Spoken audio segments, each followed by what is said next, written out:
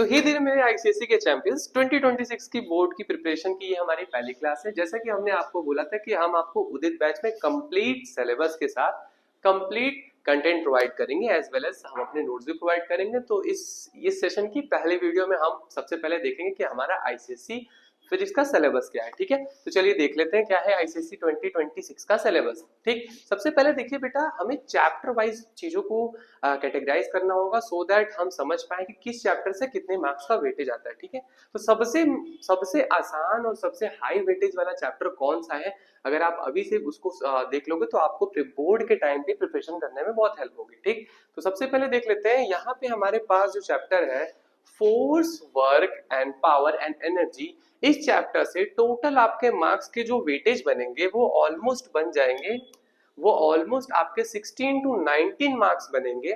ठीक, और ये मेरी गारंटी है बेटा कि इस चैप्टर को आप ये chapter one of the most easiest chapter है। इनमें कुछ फिक्स क्वेश्चंस होते हैं जो कि बार बार पूछे जाते हैं, इस साल भी पूछे जाएंगे और लास्ट ईयर आप अपने सीनियर से पूछ सकते हो जो हमारे कंटेंट को फॉलो किए थे। ठीक, देन उसके बाद हमारा कौन सा चैप्टर आता है, उसके बाद हमारी लाइट यूनिट आ जाती है। अब देखो लाइट यूनिट में क्या होता है, बच्चे बहुत एक्चुअली क्या होता है कि लाइट यूनिट जो लाइट है, लाइट वाला जो चैप्टर है वो बहुत बड़ा है। ठीक, उसके कंटेंट भी बहुत बड़े हैं, बट बेटा एक बात ध्यान रखो, लाइट में कुछ क्वेश्चंस फिक्स होते हैं। ठीक, वो क्वेश्चंस तुम्हें आराम से 20 से 25 मार्क्स तुम्हें यहाँ पे दे देंगे। ठीक, उसके बाद आता है हमारा साउंड चैप्टर, इसमें आपको 11 से 15 मार्क्स दे देंगे। और यहाँ पे जो की कॉन्सेप्ट है, अच्छा बाय द वे ये पीपीटी आपको मिल जाएगी जैसे ही ये लाइव खत्म होती है, आप डिस्क्रिप्शन में टेलीग्राम का लिंक है वहां पे ज्वाइन कर सकते हो और वहां से आपको ये पीपीटी मिल जाएगी। ठीक, तो उसके बाद देखिए साउंड में हमें कुछ कुछ इंपॉर्टेंट कॉन्सेप्ट्स हैं जैसे कि nature of the sound, characteristics, resonance and musical instrument. तो ये सारी की इंपॉर्टेंट चीज आपको पढ़ना जरूरी है, बिकॉज अगर आप मेन चैप्टर्स के पॉइंट मिस कर दोगे तो आपको दिक्कत होगी। ठीक, नेक्स्ट चीज क्या है, इलेक्ट्रिसिटी एंड मैग्नेटिज्म। देखो बेटा, ये जो चैप्टर है इलेक्ट्रिसिटी और मैग्नेटिज्म, यहाँ से डायरेक्ट एक कंबाइंड क्वेश्चन बनता है। यहाँ से कभी भी simple and straight forward questions बहुत कम चांसेस बनते हैं, या फिर यहाँ से ही आपके जो सर्किट वाले क्वेश्चंस है वो बनेंगे, एज वेल एज जो मैग्नेटिक फील्ड वाले क्वेश्चंस है वो बनेंगे। ये टोटल आपको टोटल 20 से 21 मार्क्स के आपके ये चैप्टर वेटेज है और ये आपको मिल जाएंगे। ठीक, नेक्स्ट के बाद आता है हीट। हीट में आपको आपको आराम से 14 से 18 मार्क्स के चैप्टर वेटेज है। एंड आफ्टर दैट उसके बाद आता है आपका मॉडर्न फिजिक्स, और मॉडर्न फिजिक्स में आपको टोटल 7 टू 11 मार्क्स का चैप्टर वेटेज है। ठीक, देखो यहाँ पे की कॉन्सेप्ट्स हैं जो कि बहुत इंपॉर्टेंट है, जो कि आप बिल्कुल भी मिस मत करिएगा जब भी आप इन चैप्टर्स को पढ़ेंगे। जैसे कि इलेक्ट्रिसिटी एंड मैग्नेटिज्म में electric current, Ohm's law, magnetic field, electromagnetism, electromagnetic induction. ठीक है, इनसे हमेशा क्वेश्चंस बनते हैं। हर चैप्टर के लिए मैंने कैटेगराइज कर दिया है, ये पीडीएफ आपको डिस्क्रिप्शन में मिल जाएगी, तो टेंशन लेने की कोई बात नहीं है। आप आराम से इस पीडीएफ को डाउनलोड करके हर टॉपिक्स को देख लीजिएगा। ठीक, अब थोड़ा चैप्टर वाइज भी देख लेते हैं कि किस किस चैप्टर में कितनी कितनी चीजें पढ़नी है, सो दैट अगर कोई आउटडेटेड चीज हो गई तो आप उसे पढ़ो ना। ठीक, सबसे पहले देख लेते हैं फोर्स वर्क पावर एनर्जी। ठीक, अब देखो बेटा, इस चैप्टर से हर साल एक जो क्वेश्चन आता है वो आता है मूवमेंट ऑफ फोर्स से, और आपका टर्निंग इफेक्ट ऑफ फोर्स से क्वेश्चन आ जाता है। ठीक, तो इस चैप्टर से टर्निंग फोर्स कॉन्सेप्ट आपको पढ़ना है जो कि है मूवमेंट ऑफ फोर्स। ठीक, फोर्स इन इक्विलिब्रियम पढ़ना है, उसके बाद सेंटर ऑफ ग्रेविटी पढ़ना है। इंपॉर्टेंट है, सेंटर ऑफ ग्रेविटी से आपका डायरेक्ट फिगर बेस्ड क्वेश्चन आ जाता है। ठीक, अब देखो उसके बाद elementary introduction of translational rotational motion. बेटा यहाँ पे आपको जानना जरूरी है ट्रांसलेशनल रोटेशनल मोशन होता क्या है, और अदरवाइज कोई ऐसे क्वेश्चन नहीं आता डायरेक्ट उस पर। ठीक, अब उसके बाद देख लेते हैं, हाँ टॉर्क आपको पढ़ना है फोर्स में ही, और उसके बाद उसकी सीजीएस और एसआई यूनिट्स पढ़नी है। देखो जो सीजीएस और एसआई यूनिट्स है इन पे डायरेक्ट क्वेश्चन बनता है, डायरेक्ट 1 मार्क्स के एमसीक्यू बनते हैं, तो इनको मिस मत करिएगा। ठीक, चलिए अब आगे देखते हैं और देख लेते हैं। क्लॉकवाइज एंटी क्लॉकवाइज मूवमेंट पढ़ना है, बिल्कुल भी मिस मत करना। क्लॉकवाइज और एंटी क्लॉकवाइज मूवमेंट से हर साल क्वेश्चन बनता है, ये तो बिल्कुल मत मिस करिएगा आप लोग। ठीक, क्लॉकवाइज एंटी क्लॉकवाइज मूवमेंट पढ़ना है। उसके बाद condition for body to be in a translational equilibrium. ठीक है, ट्रांसलेशनल इक्विलिब्रियम में होने के लिए एक बॉडी की क्या कंडीशन होती है ये पढ़ना है आपको। फोर्स चैप्टर में भी सब फोर्स की बात बता रहे हैं। ठीक, उसके बाद प्रिंसिपल ऑफ मोमेंटम पढ़ना है। देन उसके बाद आपको metre rule suspended by spring balance ये पढ़ना है। ठीक, ओके, और भी बहुत सारी चीजें हैं जैसे कि centre of gravity with example of some regular bodies, यही वाला मैं बात कर रहा था, रेगुलर लेमिना वाली, सॉरी इररेगुलर लेमिना वाली। ठीक, कि यहाँ पे आपको डायरेक्ट फिगर बेस्ड क्वेश्चन आएगा, आपको फिगर देख के बताना होगा कि इस बॉडी का सेंटर ऑफ ग्रेविटी कहाँ लाई करता है, ये आपके बुक्स में अवेलेबल भी है। ठीक, अब आगे देख लेते हैं। उसके बाद आता है यूनिफॉर्म सर्कुलर मोशन, जिससे कि हमेशा एक क्वेश्चन आना पक्का है। ठीक, यूनिफॉर्म सर्कुलर मोशन में सेंट्रीफ्यूगल और सेंट्रीपिटल पे हमेशा एक क्वेश्चन बनता है, तो उसको भूलेगा मत। ठीक, देखिए यहाँ पे चीजें दी है, as an example of a constant speed through acceleration force is present, differentiate between centrifugal and centripetal. ठीक, अब नेक्स्ट चैप्टर पे आते हैं जो कि वर्क एनर्जी एंड पावर है। यहाँ पे देखिए हमेशा हर साल आपसे पूछा जाता है नेगेटिव वर्क का, एज वेल एज वर्क कब जीरो होगा, इसका आपसे हमेशा क्वेश्चन पूछा जाता है, तो बिल्कुल मत भूलिएगा। ठीक, कि वर्क एनर्जी पावर वाला जो चैप्टर है वहां से वर्क का डेफिनेशन बनेगा, नेगेटिव वर्क बनेगा, as well as work done कब जीरो होता है। ठीक, तो यहाँ पे आपको डेफिनेशन, वर्क डन का formula, special cases of work done, ठीक, डेफिनेशन ऑफ एनर्जी आपको आना चाहिए, energy as a work done आपको समझ में आना चाहिए। ठीक, और क्या है आपके सिलेबस में, यूनिट्स ऑफ वर्क डन भी पढ़ना है। ठीक, अब उसके बाद क्या है, रिलेशन एंड एसआई यूनिट, आपको वर्क डन का एसआई यूनिट भी पढ़ना है। ठीक, आप जब आगे चैप्टर्स पढ़ोगे तो आप वहां पे जूल पर सेकंड देखोगे, पावर की यूनिट रहेगी, कहीं कहीं पे जूल की जगह कुछ और भी रहेगी, तो कंफ्यूज मत होइएगा। ठीक, देखो दिया है अर्ग एंड कैलोरीज। ठीक, अब उसके बाद क्या है, जब आप एनर्जी पढ़ लोगे तो फिर आपको बेटा पढ़ना होगा पावर।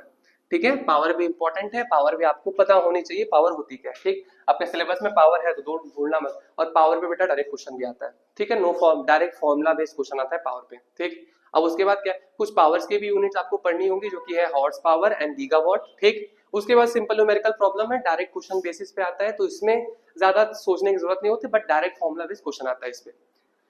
चलिए आगे बढ़ते हैं। डिफरेंट टाइप ऑफ एनर्जी पढ़ना है, पोटेंशियल एंड काइनेटिक। उसके बाद क्या है, heat energy, electrical energy, nuclear energy, इनका कन्वर्जन पढ़ना है आपको। उसके बाद क्या है, मैकेनिकल एनर्जी, पोटेंशियल एनर्जी, ठीक है, ग्रेविटेशनल पोटेंशियल एनर्जी पढ़ना है, इसको भी बिल्कुल मत भूलिएगा। ठीक, काइनेटिक एनर्जी पढ़ना है, फॉर्म्स ऑफ काइनेटिक एनर्जी पढ़ना है, जो कि है translational, rotational and vibrational. Only simple example, ध्यान से समझना, ओनली सिंपल एग्जांपल, बहुत ज्यादा डिटेल में मत पढ़ना, सिर्फ सिंपल सिंपल एग्जांपल पढ़ लो कि ट्रांसलेशनल काइनेटिक एनर्जी कहाँ है, रोटेशनल काइनेटिक एनर्जी कहाँ है, और वाइब्रेशनल काइनेटिक एनर्जी कहाँ पे है। ठीक, अब उसके बाद न्यूमेरिकल प्रॉब्लम आएंगे आपके, काइनेटिक एनर्जी के क्वेश्चंस बनेंगे, ग्रेविटेशनल पोटेंशियल एनर्जी के क्वेश्चंस बनेंगे। ठीक, सिंपल न्यूमेरिकल बनेंगे, बहुत हार्ड बनते नहीं है, आपके बुक से बाहर कभी नहीं आया है और ना कभी आएगा। ठीक, चलिए यहाँ तक देख लिए, अब हम आगे देख लेते हैं। अब हमारे पास जो नेक्स्ट चैप्टर आता है वो है मशीन चैप्टर, और इस मशीन चैप्टर से हर साल लीवर पे जरूर क्वेश्चन बनता है। ठीक, ओके, तो ध्यान रखना। सबसे पहले यहाँ पे आपको कुछ फंडामेंटल कॉन्सेप्ट पढ़ने होंगे, जो कि है load, efforts and mechanism, sorry mechanical advantage and velocity ratio, उसके एंड एफिशिएंसी। ठीक, इन इन इन 1 2 3 4 एंड 5, इन पांचों के बेसिस पे एक बेटा फॉर्मूला बनता है, और उसी फॉर्मूला से डायरेक्ट क्वेश्चन आता है आपके बोर्ड में। ठीक, तो मिस मत करिएगा इसको।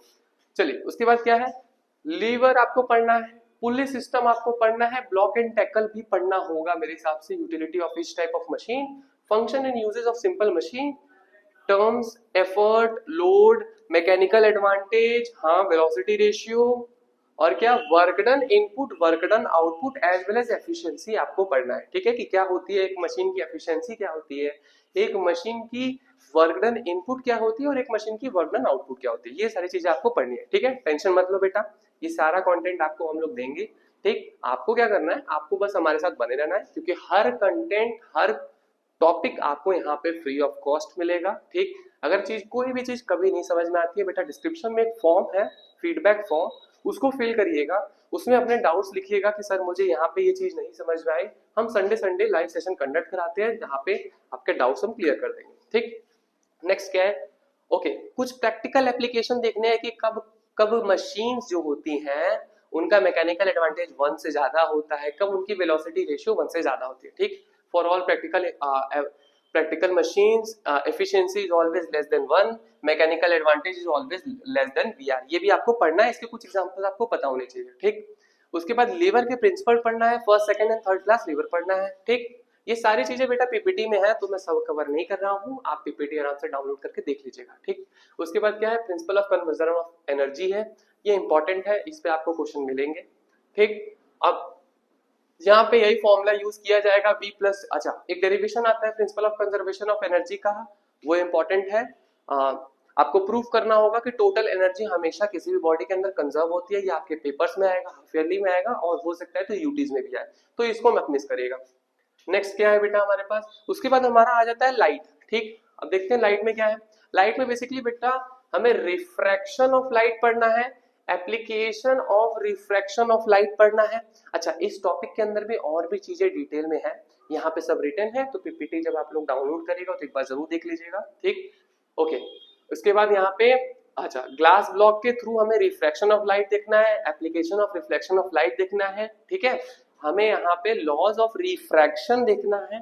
ठीक है, और क्या है यहाँ पे हमारी value and speed of light in vacuum देखना है, air water and glass. Refractive index भी देखना है।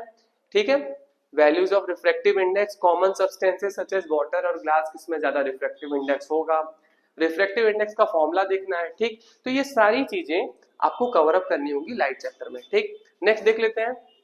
अच्छा, फिर उसके बाद हमें लैटरल डिस्प्लेसमेंट देखना है कि लैटरल डिस्प्लेसमेंट होता क्या है, मल्टीपल इमेजेस किस में बनती हैं। ओके, और क्या है, रिफ्रैक्शन थ्रू ग्लास प्रिज्म पढ़ना है, ये बहुत इंपॉर्टेंट है। रिफ्रैक्शन थ्रू ग्लास प्रिज्म ये बहुत इंपॉर्टेंट है, ये बिल्कुल मिस मत करिएगा, इस पे हमेशा बोर्ड पे क्वेश्चन बनता है। ठीक, अब देख लेते हैं। रियल एंड एपरेंट डेप्थ पढ़ना है, किसी भी ऑब्जेक्ट का एपरेंट पोजीशन, रियल पोजीशन, ये भी इस पे भी इस साल बोर्ड में क्वेश्चन आया था। ठीक है, तो इसको बिल्कुल मत मिस करिएगा, ये भी आपके सिलेबस में है। ठीक, चलो अब नेक्स्ट देख लेते हैं क्या है। नेक्स्ट हमारे पास क्या है, टीआईआर पढ़ना, इस पे बहुत इंपॉर्टेंट है, इस पे हमेशा क्वेश्चन आया है। टीआईआर जो है इस पे हमेशा 100% आपको बोर्ड में देखने को मिलता है, तो टीआईआर बिल्कुल मिस मत करिएगा। ठीक, क्रिटिकल एंगल पढ़ना है, example in triangular prism comparison with reflection from a plane mirror. Okay, ये भी पढ़ना है। Application of total internal reflection, TIR का आपको एप्लीकेशन पढ़ना है, बहुत इंपॉर्टेंट है। कभी कभी थ्योरीज में पूछता है कि बताइए कि ये जो नेचुरल फेनोमेना है इसके पीछे कौन सा साइंस इन्वॉल्व है। ठीक है, कौन सा फेनोमेना हो रहा है इसके पीछे। Total internal reflection in the triangular prism पढ़ना है, यहाँ पे आपके क्वेश्चंस बनते हैं। ठीक, बोल दिया जाता है ट्रायंगुलर प्रिज्म है, क्या उसमें टीआईआर होगा कि नहीं होगा, यहाँ पे बहुत क्वेश्चन बनते हैं, तो इस पार्ट को बिल्कुल मिस मत करिएगा। यहाँ से आपके बेटा न्यूमेरिकल बहुत बनते हैं। ठीक है, न्यूमेरिकल पार्ट इस पे बनता है, क्वेश्चंस यहाँ से ज्यादा बनते हैं, तो इस पार्ट को मिस ना ही करे तो बहुत अच्छा होगा। ठीक है, चलिए मिस मत करिएगा, देखिए सारा सिलेबस आपको दे दिया जा रहा है पहले से। ठीक, उसके बाद लेंसेज पढ़ने हैं कि कन्वर्जिंग कौन से लेंस होते हैं, डाइवर्जिंग कौन से लेंस होते हैं, उनके कैरेक्टरिस्टिक्स भी पढ़ने हैं कि कौन से लेंस किस टाइप की इमेजेस को बनाती है।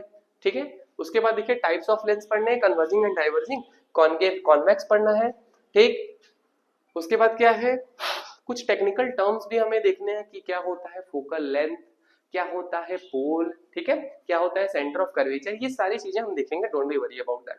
अभी आप बस अपने सिलेबस के अकॉर्डिंग, तो अभी आपको सिर्फ सिलेबस के अकॉर्डिंग करना है। ठीक है, चलिए यहाँ तक सारी चीजें हो गई, ये पीडीएफ आपको टेलीग्राम पे मिल जाएगी, तो वहां से डाउनलोड कर दीजिएगा, और अगर कोई भी डाउट है तो आपको डिस्क्रिप्शन में आपको फॉर्म मिल जाएगा, उसको फिलअप कर दीजिएगा। चलिए अब आगे बढ़ते हैं, देखते हैं और कौन कौन सी चीजें। उसके बाद हमारे पास आता है लेंस। अब देखो लेंस में हमें कन्वर्जिंग एंड डाइवर्जिंग दोनों टाइप के लेंस पढ़ने हैं कि कौन सा लेंस लाइट को एक जगह करता है, कौन सा लाइट अलग अलग जगह स्प्लिट करता है। ठीक है, बेसिकली यहाँ पे आपको कन्वर्जिंग लेंस पे बहुत ज्यादा पढ़ना पड़ेगा, और इसके रे डायग्राम्स आपको पढ़ने पड़ेंगे दोनों के, लेकिन बोर्ड के पॉइंट ऑफ व्यू से देखा जाए तो इस पे ज्यादा क्वेश्चंस आते हैं। ठीक है, बट कोई मिस मत करना है इसमें से। ठीक, अब उसके बाद जब आप लेंस पढ़ोगे तो वहां पे आपको उसके टेक्निकल टर्म्स भी पढ़ने पड़ेंगे कि लेंस में फोकल पॉइंट क्या होता है, ऑप्टिकल पॉइंट क्या होता है, ऑप्टिकल पोल क्या होता है, ये सारी चीजें पढ़नी पड़ेंगी। ठीक है, जैसे principal axis, foci, focal plane, focal length क्या होता है, ये सारी चीजें पढ़ने पड़ेंगे। उसके बाद फॉर्मेशन ऑफ इमेजेस हमें पढ़ने पड़ेंगे, प्रिंसिपल रे से कैसे इमेज फॉर्मेशन बनता है। ठीक है, उसके बाद कंस्ट्रक्शन ऑफ रेज में आपको वेरियस पोजीशन ऑफ इमेजेस देखना पड़ेगा, कब इमेज छोटा बनता है, कब इमेज बड़ा बनता है। ठीक, तो सारे इमेज फॉर्मेशन, कौन कौन से इमेज फॉर्मेशन में इमेज कहाँ बन रहा है, ऑब्जेक्ट कहाँ बन रहा है, ये सारे पढ़ने पड़ेंगे आपको। ठीक, आपको मिरर्स के लिए भी पढ़ने पड़ेंगे एज वेल एज लेंस के भी पढ़ने पड़ेंगे, तो स्किप मत करेगा। ठीक, उसके बाद क्या आता है, एप्लीकेशन ऑफ लेंसेज पढ़ने पड़ेंगे आपको, यूजिंग ऑफ ट्रायंगुलर प्रिज्म, इस पे क्वेश्चन हर साल बनता है, इस साल भी बना था।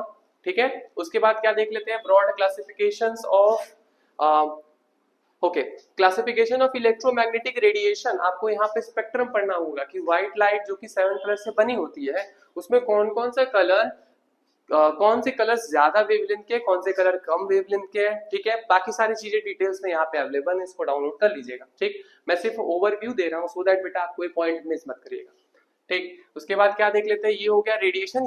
ये वाला जो पार्ट है ना बेटा वो स्पेक्ट्रम, इलेक्ट्रोमैग्नेटिक स्पेक्ट्रम चैप्टर का है, ठीक है। उससे डायरेक्ट क्वेश्चन आपके बनते हैं कि अल्ट्रावायलेट रेज क्या होती है, कहाँ पे उसका यूजेस होता है, ठीक। चलिए आगे बढ़ते हैं। इंफ्रारेड एंड अल्ट्रावायलेट रेड, इस पे 2 टाइप के क्वेश्चंस आते हैं तो मिस मत करिएगा, ठीक। उसके बाद हमारा चैप्टर आ जाता है साउंड, और यहाँ पे देखो साउंड में आपको रिफ्लेक्शन ऑफ साउंड पढ़ना है, साउंड की प्रॉपर्टीज पढ़नी है, इकोस क्या होते हैं, रेजोनेंस क्या होता है, ये सारी चीजें पढ़ना है। नेचुरल वाइब्रेशन, डैम वाइब्रेशन के ऊपर पढ़ना है, ठीक। लाउडनेस क्या होती है, पिच और क्वालिटी, इन पे तो क्वेश्चन बनते ही बनते हैं, इनको कभी मिस नहीं कर सकते हैं, ठीक। ये सारी चीजें हो गई, ये सारी कैरेक्टरिस्टिक्स ऑफ साउंड में आती है तो बिल्कुल इनको मिस मत करिएगा, ठीक। नेक्स्ट चीज देख लेते हैं। उसके बाद हमारा इलेक्ट्रिसिटी एंड मैग्नेटिज्म आता है, यहाँ पे हमें ओम्स लॉ से स्टार्ट करना होता है। उसके बाद ओमिक नॉन ओमिक रेजिस्टर, जो कि एग्जाम में हमेशा पूछा जाता है, इसका ग्राफ भी आ सकता है, ठीक है। पिछले साल नहीं बट पिछले साल इसका ग्राफ भी क्वेश्चन आया था, तो इसको मिस मत करेगा, ठीक। उसके बाद हमें कुछ फैक्टर्स पढ़ने हैं जिसपे हमारे रेजिस्टेंस डिपेंड करती है, इंटरनल रेजिस्टेंस पढ़ना है, सुपर कंडक्टर पढ़ना है, combination of resistors in series and parallel पढ़ना है, ठीक। तो ये सारी चीजें हमें पढ़नी है in chapter of electricity and magnetism.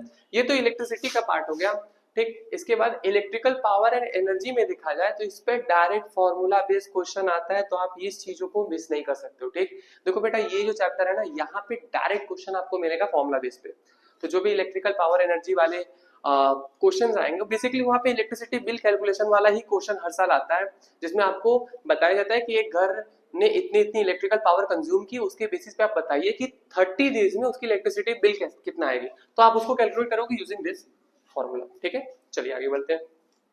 अब देखो हाउस होल्ड सर्किट आ गया, यहाँ पे आपको 3 pin plug socket, fuse and MCB and earthing पे क्वेश्चन पूछा जाता है, इस पॉइंट्स को आप मिस नहीं कर सकते हो, ठीक है। बाकी सारे जो जो चीजें चैप्टर से पढ़ने हैं वो यहाँ पे डिटेल में है, बट जो आपके बोर्ड्स में आने वाले हैं वो आपको पहले से बता दे रहा हूँ, ताकि पढ़ते टाइम आप उस पर ज्यादा फोकस करो। अब उसके बाद आता है मैग्नेटिज्म पे, तो मैग्नेटिज्म में हमें इलेक्ट्रोमैग्नेट्स के ऊपर ज्यादा फोकस करना है, magnetic effect of electric current पे फोकस करना है, ठीक। उसके बाद डीसी मोटर पे भी फोकस करेगा, फ्लेमिंग्स के राइट हैंड रूल और लेफ्ट हैंड रूल दोनों को फोकस करेगा कि कहाँ पे लेफ्ट हैंड लगता है, कहाँ पे राइट हैंड लगता है, ठीक। राइट हैंड जो लगता है वो आपका एसी जनरेटर में लगता है, ध्यान रखिएगा, भूलिएगा मत, ठीक। उसके बाद क्या है, कैलोरीमेट्री में आते हैं। देखो कैलोरीमेट्री में हर साल जो क्वेश्चन बनता है वो बनता है स्पेसिफिक हीट कैपेसिटी से, हर साल क्वेश्चन बनता है, और उसके बाद जो सबसे ज्यादा इंपॉर्टेंट क्वेश्चन बनता है वो बनता है लेटेंट हीट से, ठीक। ये दोनों चीजें मोस्ट इंपॉर्टेंट है बेटा। बाकी जो चैप्टर में चीजें आपको पढ़नी है अकॉर्डिंग टू योर सिलेबस वो यहाँ पे गिवन है, जैसे कि यूनिट, स्पेसिफिक हीट कैपेसिटी की यूनिट्स क्या होती है, हीट कैपेसिटी क्या होती है, प्रिंसिपल ऑफ कैलोरीमेट्री भी आपको पढ़ना है, ठीक है, भूलिएगा मत। इसके बाद कुछ एप्लीकेशंस होते हैं, specific heat capacity of water, वो भी पढ़ना है, भूलिएगा मत, ठीक। अब उसके बाद हमारा लास्ट जो है वो है मॉडर्न फिजिक्स। अब देखो ये जो मॉडर्न फिजिक्स वाला पार्ट है ना बेटा, इस पार्ट से आपको बेसिकली 2 क्वेश्चन बनते हैं, ठीक है। पहला जो क्वेश्चन बनता है वो बनता है न्यूमेरिकल बेस्ड क्वेश्चन, जिसमें क्या होता है कि आपको बोला जाता है कि एक एटम है जिसके साथ अल्फा, बीटा या फिर गामा तीनों में से कोई एक डिके हुआ है, उसके बाद बताइए कि जो एटम है उसमें कितने number of proton, neutron and electron बचते हैं, ठीक। पहला क्वेश्चन तो इस टाइप का आता है। दूसरा क्वेश्चन जो बनता है वो डायरेक्ट थ्योरी बेस्ड क्वेश्चन बनता है कि सेफ्टी मेजरमेंट बताइए, न्यूक्लियर पावर रिएक्टर से कैसे बच सकते हैं, या फिर कार्बन डेटिंग क्या होती है, ये सारी चीजें क्वेश्चन बनते हैं, ठीक। बाकी जो चैप्टर में चीजें हैं हमें पढ़ना पड़ेगा कि अल्फा डीके क्या होता है, बीटा डीके क्या होता है, गामा डीके क्या होता है, रदरफोर्ड का एक्सपेरिमेंट क्या था, ठीक है। और हमें ट्रेंड पढ़ना होगा alpha, beta and gamma decay का ट्रेंड, ठीक है। बाकी सारी चीजें यहाँ पे डिटेल में है बेटा, don't be worry about that, हर एक चीजों को देखा जाएगा, आइसोटोप, आइसोबार, आइसोटोन, तीनों चीजों को देखा जाएगा, हर एक चीजों को डिटेल में देखा जाएगा। अभी के लिए बेटा बस हमें सिलेबस पता होना चाहिए और क्या क्या चीजें मोस्ट इंपॉर्टेंट है ये पता होनी चाहिए, ठीक है। आई होप आपने सब कुछ नोट डाउन कर लिया होगा। ये पीपीटी आपको टेलीग्राम पे मिल जाएगी, नीचे डिस्क्रिप्शन में वीडियो है। तब तक के लिए थैंक यू बेटा, ठीक है। मिलते हैं आप सबसे अगले वीडियो में, तब तक के लिए बाय बाय मेरे प्यारे बच्चों।